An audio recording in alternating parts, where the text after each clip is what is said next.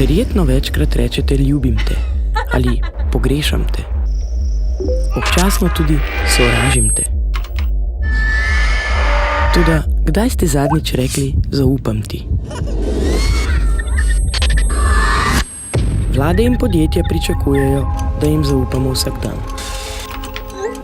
Morebiti je to res majhna beseda, ki pa pomeni veliko. Vem, da bom varna. Vem, da bo hrana dobra. Vem, da je moj denar na varnem. Ko se pogovarjamo iz oči v oči, vemo, kaj je zaupanje. To je stisk roke. To je pogovor. To je ugled. Toda na podlagi česa zaupamo podjetjem na spletu?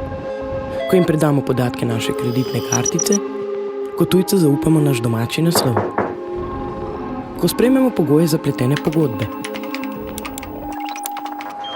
S širitvijo digitalnega gospodarstva nas vedno več podjetij in organizacij prosi, da jim zaupamo. Vedno več. Z našimi spomini, z našimi podatki, z našo identiteto.